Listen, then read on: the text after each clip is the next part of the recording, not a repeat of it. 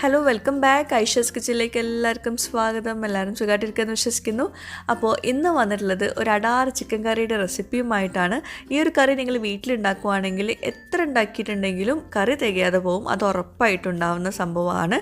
അതുപോലെ എൻ്റെ ഹസ്ബൻഡിൻ്റെ ഫേവറേറ്റ് ആയിട്ടുള്ളൊരു ചിക്കൻ കറി റെസിപ്പിയാണിത്. അപ്പോൾ എല്ലാവരും ഹസ്ബൻഡ്മാർക്ക് ഈ ഒരു ചിക്കൻ കറി ട്രൈ ചെയ്ത് നോക്കുക. എന്നിട്ട് നിങ്ങളുടെ ഫീഡ്ബാക്ക്സ് ഇതിന് താഴെ കമൻറ്റ് ബോക്സിൽ എഴുതി അറിയിക്കാനും മറക്കരുത്. പിന്നെ ഞാൻ ഈ ഒരു ചിക്കൻ ഡിഷിന് പേര് ഇട്ടിട്ടുള്ളത് മിൻറ്റ് ചിക്കൻ എന്നാണ്, അതായത് പുതിന ചിക്കൻ. അപ്പോൾ അത് നിങ്ങൾക്ക് വീഡിയോ കാണുമ്പോൾ മനസ്സിലാവും.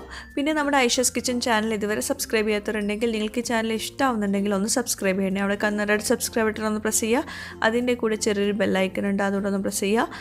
അപ്പോൾ ഇതുപോലെ കാണാം, ഇതിൽ ഓൾ വേണം പ്രസ് ചെയ്യാനും. അപ്പോൾ ശരി, നമുക്ക് നേരെ റെസിപ്പിയിലോട്ട് പോകാം. അപ്പോൾ ആദ്യം നമുക്ക് ഈ ഒരു മീൻ ചിക്കൻ ഉണ്ടാക്കാൻ വേണ്ടിയിട്ട് ഒരു പാന് ചൂടാക്കിയിട്ട് അതിലേക്ക് വെളിച്ചെണ്ണ ഒഴിച്ചു കൊടുക്കുക. എന്നിട്ട് അതിലേക്ക് നമ്മൾ ഈ 3 ചേരുവകൾ ഇട്ടിട്ടൊന്ന് വഴറ്റിയെടുക്കണം. അതായത് 2 പച്ചമുളക് നടുവേ കീറിയത്, പച്ചമുളക് വേണമെങ്കിൽ കൂടുതലെടുക്കാം. പിന്നെ മിൻറ്റ്, അതായത് പുതിനയുടെ ഇല മാത്രം എടുത്തിട്ട് ഇതുപോലെ എടുത്തിട്ടുണ്ട്. അത് ഞാൻ ചെറിയ കഷ്ണങ്ങളൊന്നും ആക്കിയിട്ടില്ല. പിന്നെ കറിവേപ്പില കുറച്ചെടുത്തിട്ടുണ്ട്. അപ്പോൾ ഇത് 3 കൂടി ഈ വെളിച്ചെണ്ണയിലേക്ക്, ചൂടായ വെളിച്ചെണ്ണയിലേക്ക് ഇട്ടിട്ട് ഒന്ന് വഴറ്റിയെടുക്കണം. അപ്പോൾ ഇത് മസ്റ്റായിട്ടും ഈ ഒരു കറി ഉണ്ടാക്കുമ്പോൾ ചെയ്തെടുക്കുക കേട്ടോ. അപ്പോൾ ഈ കറി മൊത്തത്തിൽ ഒരു നല്ലൊരു പുതിനയുടെ ആ ഒരു മണം വരുന്നതായിരിക്കും. പക്ഷേ ഒരുപാട് പുതിന ഇടേണ്ട, കുറച്ച് മാത്രം ഇട്ട് കൊടുത്താൽ മതി. ഇനി അതൊന്ന് ചെറുതായിട്ടൊന്ന് വഴണ്ട് വന്ന ശേഷം നമുക്കിതിലേക്ക് വെളുത്തുള്ളി, ഇഞ്ചി ചേർക്കുന്നില്ല, വെളുത്തുള്ളി അത് ചെറുതായിട്ട് ചോപ്പ് ചെയ്തിട്ട് ഇട്ട് കൊടുക്കാം. ചിക്കൻ കറി എന്ന് പറയുന്നത് ഒരു കോമൺ ആയിട്ടുള്ളൊരു ഡിഷാണ്.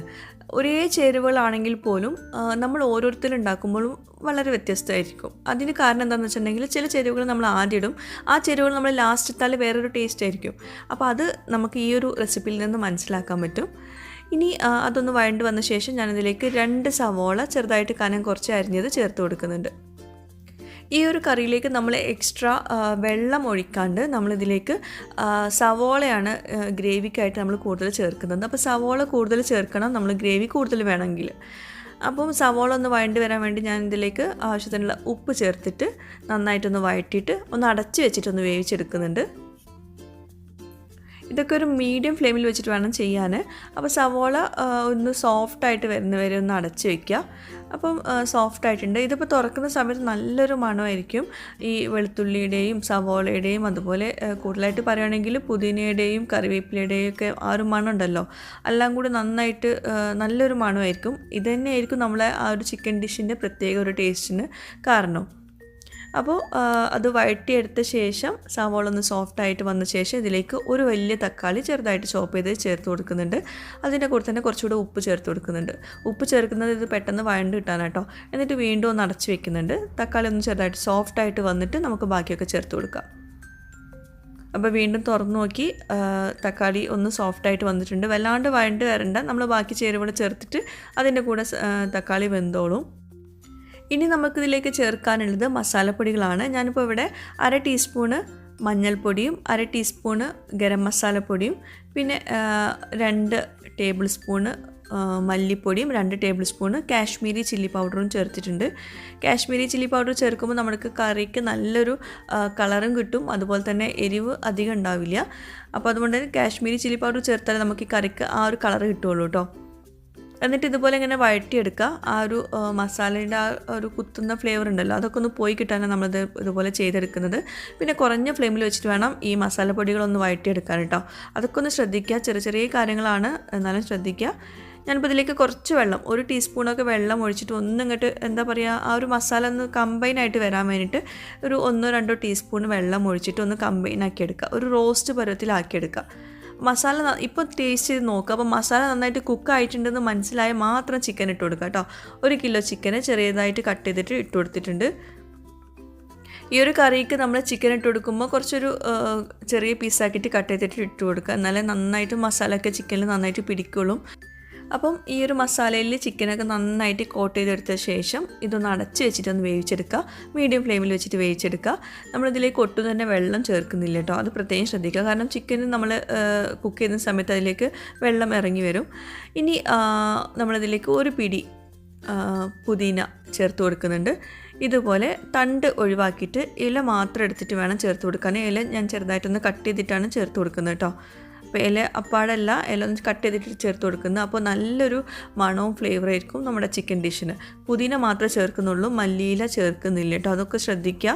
അപ്പോൾ ഇത് നമ്മൾ ഇതിൻ്റെ ഈ ഒരു ചിക്കൻ ഡിഷിൻ്റെ പേര് തന്നെ മിൻറ്റ് ചിക്കൻ അല്ലെങ്കിൽ പുതിന ചിക്കൻ എന്നാണ്. അപ്പോൾ നമ്മളിപ്പോൾ ഫസ്റ്റും ചേർത്തു, അതുപോലെ ലാസ്റ്റും ചേർത്തു. അപ്പോൾ ഒന്നുകൂടെ ഒന്ന് അടച്ച് വയ്ക്കാം. ചിക്കൻ ഒന്ന് നന്നായിട്ടൊന്ന് വെള്ളമൊക്കെ ഇറങ്ങിയിട്ട് നന്നായിട്ടൊന്ന് കുക്കായിക്കോട്ടെ. നമ്മളതിലേക്ക് ഒട്ടും വെള്ളം ഒഴിക്കുന്നില്ല കേട്ടോ. അപ്പോൾ അതാ ഗ്രേവിയൊക്കെ നല്ല തിക്കായിട്ട് വന്നിട്ടുണ്ട്. അപ്പോൾ നിങ്ങൾക്ക് ഇപ്പോൾ ഗ്രേവി കുറച്ചുകൂടെ കൂടുതൽ വേണമെന്നാണെങ്കിൽ നിങ്ങൾ സവോള, ഞാൻ ഇപ്പോൾ 2 എടുത്തത്, നിങ്ങൾക്ക് വേണമെങ്കിൽ 4 എടുക്കാം. സവോളയുടെ അളവ് ഒന്ന് കൂട്ടിയെടുക്കുക. അപ്പോൾ കുറച്ചുകൂടെ സ്പൈസ് പൗഡേഴ്സ് ഒന്നും കൂടി കുറച്ച് കൂട്ടി ഇടേണ്ടി വരും, അത്രയേ ഉള്ളൂ. അപ്പോൾ ചിക്കനൊക്കെ നന്നായിട്ട് വെന്തിട്ടുണ്ട്, എണ്ണ അങ്ങനെ മുകളിൽ തെളിഞ്ഞ് വന്നിട്ടുണ്ട് കറിയുടെ. അപ്പോൾ ഈ ഒരു സ്റ്റേജിൽ നമ്മൾ ലാസ്റ്റാണ് ചേർത്ത് കൊടുക്കാനുള്ളത് ഒരു 1.5 ടേബിൾ സ്പൂണ് ടൊമാറ്റോ സോസും 1.5 ടീസ്പൂണാട്ടോ പഞ്ചസാര, അതും ചേർത്തിട്ട് നന്നായിട്ടൊന്ന് മിക്സ് ചെയ്ത് കൊടുക്കുക. ഇത് ഈ ഒരു കറിക്ക് പ്രത്യേക ഒരു ഫ്ലേവർ കിട്ടാൻ സഹായിക്കുന്നതായിരിക്കും. ഇനിയിപ്പോൾ നിങ്ങളടുത്ത് ടൊമാറ്റോ സോസ് ഇല്ല എന്നാണെങ്കിൽ ടൊമാറ്റോ സോസ് ചേർക്കാൻ ഉണ്ടെങ്കിൽ മാക്സിമം ചേർക്കുക, ഇല്ലെങ്കിൽ നിങ്ങൾ പഞ്ചസാര ഒരു ടീസ്പൂണൊക്കെ ചേർത്തിട്ട് നന്നായിട്ട് മിക്സ് ചെയ്ത് കൊടുക്കുക. ഇങ്ങനെ വരുമ്പം കറിക്ക് നല്ലൊരു കളറും കിട്ടും, അതുപോലെ തന്നെ ഒരു പ്രത്യേക ഒരു ടേസ്റ്റാണ്. ആ ഒരു എരിവും പുളിയും മധുരവും എല്ലാം കൂടി വരുമ്പോൾ നല്ലൊരു ടേസ്റ്റാണ്. അപ്പോൾ ഒന്ന് ട്രൈ ചെയ്ത് നോക്കുക. അപ്പോൾ നമ്മുടെ ചിക്കൻ എന്നിട്ട് ഒന്ന് അടച്ച് വെക്കണം കേട്ടോ, ചിക്കൻ കറി ഒന്നുകൂടെ ഒന്ന് കുക്ക് ചെയ്തെടുക്കണം. അപ്പോൾ നമ്മുടെ അടാറ് ചിക്കൻ കറി ഇവിടെ റെഡി ആയിട്ടുണ്ട്. വളരെ ടേസ്റ്റി ആയിട്ടുള്ള നല്ല മണമുള്ള ഒരു ചിക്കൻ കറിയാണ്. എന്തായാലും മസ്റ്റായിട്ടും ട്രൈ ചെയ്ത് നോക്കുക. എൻ്റെ ഹസ്ബൻഡിൻ്റെ ഫേവറേറ്റ് ആയിട്ടുള്ള ചിക്കൻ കറിയാണ്.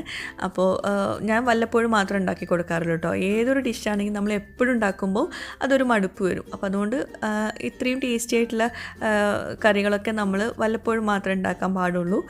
അപ്പോൾ എല്ലാവരും ട്രൈ ചെയ്ത് നോക്കിയിട്ട് ഹസ്ബൻഡ്മാർക്ക് കൊടുക്കുക, ഹസ്ബൻഡ്മാർക്കെന്നല്ല എല്ലാവർക്കും കൊടുക്കാം, എല്ലാവർക്കും ഇഷ്ടമാവും. എന്നിട്ട് എനിക്ക് ഫീഡ്ബാക്ക്സ് എഴുതി അറിയിക്കാൻ മറക്കണ്ട. പിന്നെ ഇത് ചപ്പാത്തിയുടെ കൂടെ അല്ലെങ്കിൽ അപ്പത്തിൻ്റെ കൂടെ ദോശയുടെ കൂടെയൊക്കെയാണ് കോമ്പിനേഷൻ വരുന്നത്. ചപ്പാത്തിയുടെ കൂടെയാണ് ബെസ്റ്റ് കോമ്പിനേഷൻ, ചപ്പാത്തി അല്ലെങ്കിൽ പൊറോട്ട.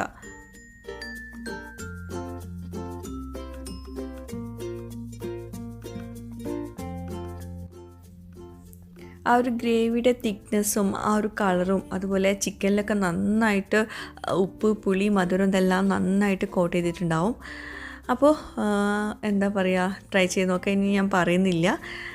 അപ്പോൾ കാണുമ്പോഴേ നിങ്ങൾക്ക് മനസ്സിലാവുണ്ടാവും എത്രത്തോളം ടേസ്റ്റിയാണെന്ന്.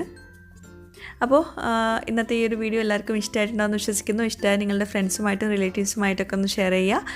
പുതിയൊരു വ്ളോഗുമായിട്ടോ വീഡിയോ ആയിട്ടൊക്കെ വരുന്നവരേക്കും ബൈ, താങ്ക് യു.